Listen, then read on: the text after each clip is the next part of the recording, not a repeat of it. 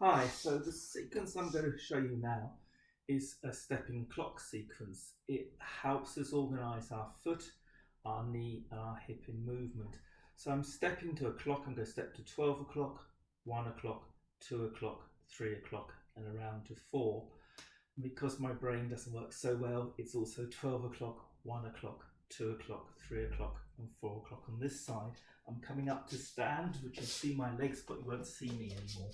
Now, what's important before I start this sequence is I like to have made sure I've done my swaying foot sequence.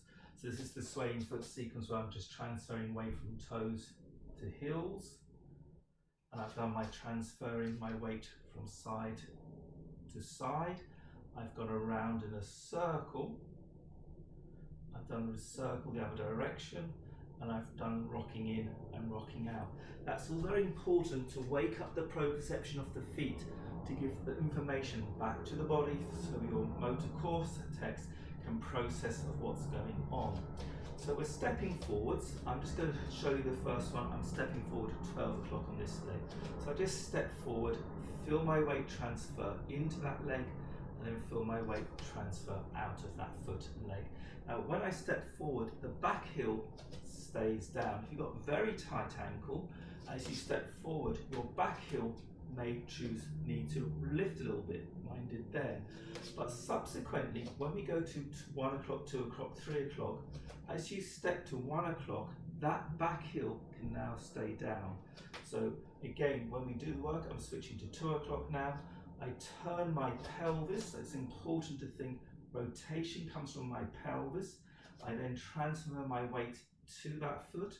I transfer onto it, and then I transfer my weight back to my standing leg. Nice and slow. I'm going to go and transfer to 3. I'm going to turn my hips towards 3. I can't get all the way around to 3 o'clock. So now my upper body and my eyes turn. I place my foot down slowly, transfer the weight back through. I'm just stepping forward so I can get to 4 o'clock. I'm going to turn as much as I can the pelvis. I step, I transfer to 4 o'clock, and I transfer back in. I'm going to start with this leg again. I'm just going to explain it through slowly. I'm going to step to 12, the other heel stays down. If it needs to lift on that one, it's okay. Now turn your hips. So if you notice I'm using what I call gunslinger fingers. So it's like I've got my guns on my hips and I'm pointing the hips towards 1 o'clock. So I turn to 1 o'clock, transfer my weight to 1 o'clock, and then transfer back. Notice this leg is staying straight. I'm going to turn my pelvis to 2 o'clock. I'm going to step. I'm going to transfer my weight into 2 o'clock, and I'm going to pull the weight back out of 2 o'clock. I turn to 3 o'clock. I transfer my weight. I transfer back again, and I turn to 4 o'clock. Transfer the weight back to 4 o'clock.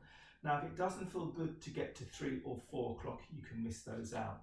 There's lots of things going on in the hips. So although I'm moving this leg, this hip is having movement, is having internal and external rotation patterning. I'm just going to go through the sequence a little bit quicker now. You could follow me. So I'm going to start with this leg. I'm going to step to 12, feel the weight transfer, transfer back. Notice how my heel finds the floor first. So transfer into the foot and transfer back out. Turn to 2 o'clock, transferring your weight, pouring your weight, and then pulling your weight back out of it. Transfer to 3 o'clock, transfer through, turn to look to 4 o'clock, get to 4 o'clock, notice, and through. So here we go. Step to 12 and back in. Transfer. Nice and slow, put the weight into that and then draw the weight back out. Turn to 2 o'clock, transfer your weight into that foot and transfer the weight back out. Turn to 3 o'clock, transfer the weight, transfer back out again. Turn to 4 o'clock, transfer the weight back out again.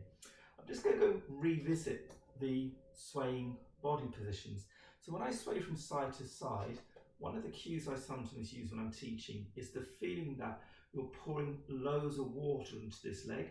Then you could pull the water and pump the water out of this leg and then pump the water into the other leg.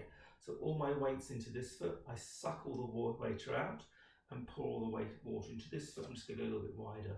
So I'm transferring my weight from side to side, and I'm feeling how I'm pulling the water out of this leg and then dumping it back into this leg, pull the water out of that leg and pour it back into this leg. So when I do my transferring of weight, it's a similar thing. I'm going to show you at 2 o'clock though. So I'm going to turn to 2 o'clock, I heel down, toe down. I feel like I pull all the water out into this leg. I'm now going to pull the water out of that leg to stand back.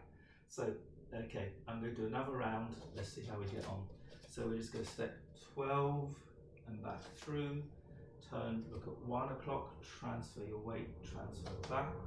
Turn to look at 2 o'clock, transfer your weight, transfer back. Turn to look at 4 o'clock, transfer your weight, transfer your weight back. Last time with this leg, step to 12 and back in. Make sure this foot's always well aligned, don't let it twist in through so it's on its railway line.